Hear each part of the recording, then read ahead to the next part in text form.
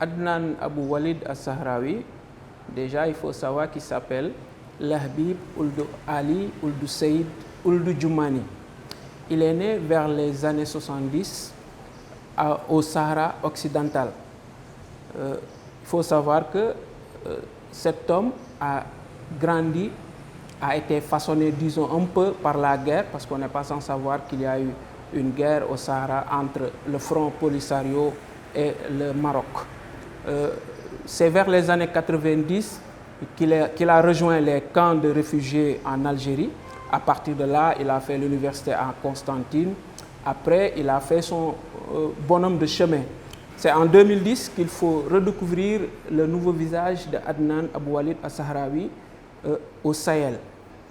Il était un ancien du Polisario, mais il a ensuite rejoint le GSPC, qui était le groupe salafiste pour la prédication et le djihad, qui est une émanation, disons, du GIA algérien.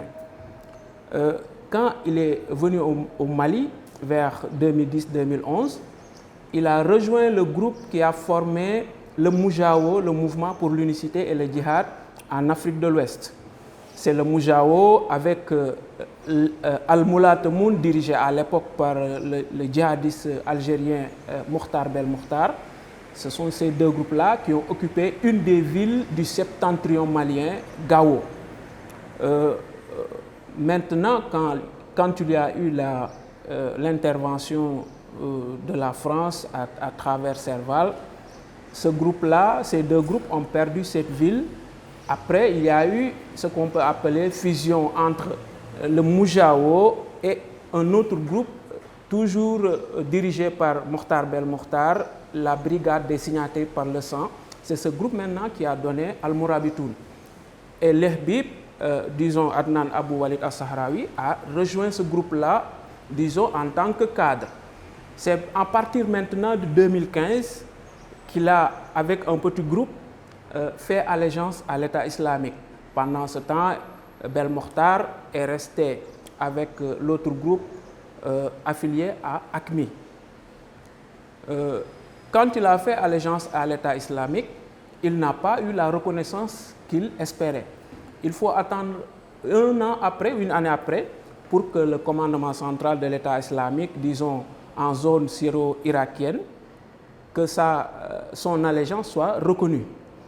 Maintenant, il faut attendre vers 2017, octobre 2017, pour qu'il y ait une attaque d'envergure de ce groupe-là que vient de former ce djihadiste originaire du Sahara occidental, c'est-à-dire l'opération qui a été menée à Tongo Tongo contre les bérets verts américains. Il y avait 4 morts parmi les Américains qui étaient dans ce village nigérien. Après, il y a eu développement, mais il faut attendre vraiment 2019, vers fin 2019, début 2020, pour que le groupe de Adnan Abou Walid al-Sahraoui, qu'on appelait l'État islamique au Grand Sahara, ou l'État islamique dans le Grand Sahara, se fasse vraiment remarquer à travers des attaques qui ont visé les forces armées nigériennes, burkinabé et maliens dans la zone qu'on appelle aujourd'hui le Liptako-Gourma, ou la zone des 3 frontières.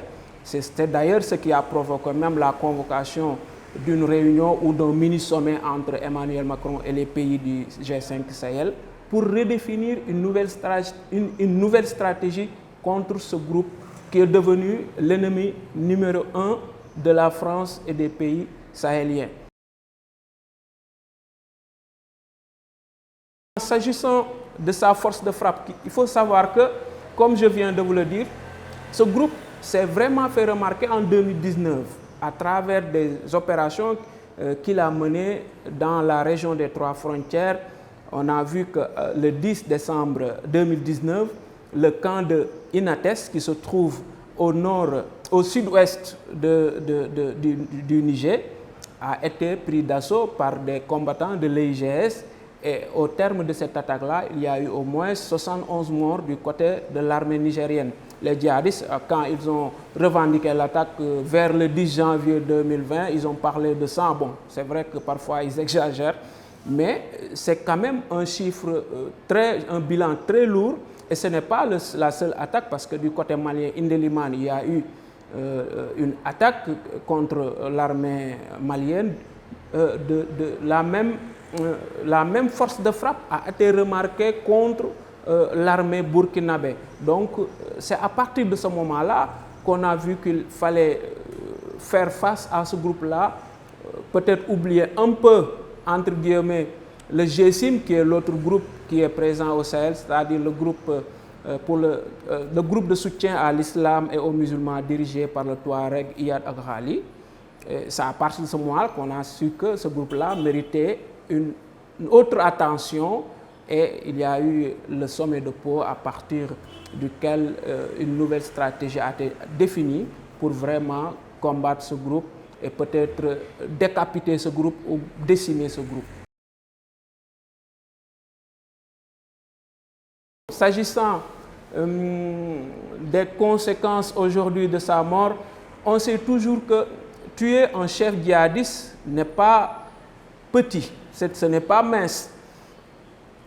Maintenant, ce qu'il faut savoir, c'est que les groupes djihadistes, comme on le définit, c'est comme une hydre. Tu coupes la tête, il y a toujours une autre qui repousse.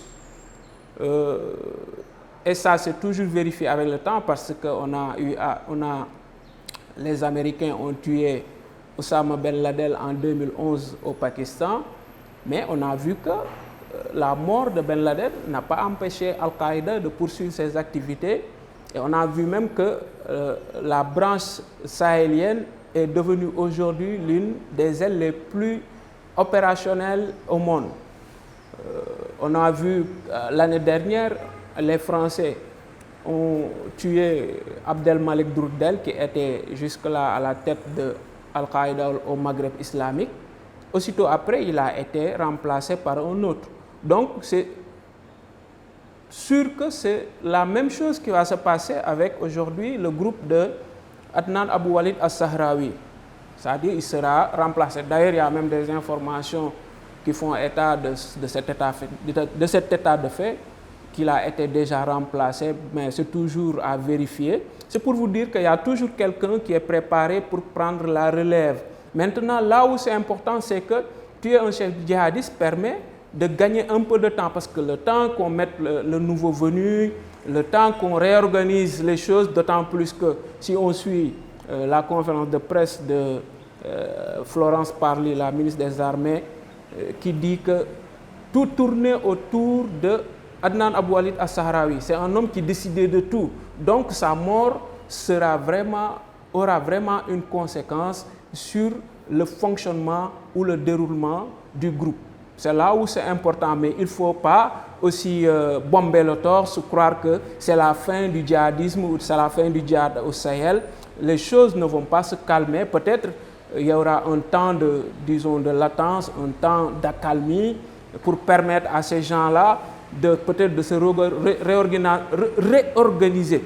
L'autre chose, c'est par rapport aussi aux conséquences que cette mort aura sur les civils. Peut-être les gens n'en parlent pas, mais aujourd'hui, les djihadistes vont croire que le djihadiste qui a été tué, si on se fie aux informations données par la France, a été tué alors qu'il se déplaçait à bord d'une moto avec un autre. C'est quoi? Il y a eu une phase de renseignement. Donc ces djihadistes vont croire qu'il a été dénoncé, et là, ce sont les civils qui vont être ciblés.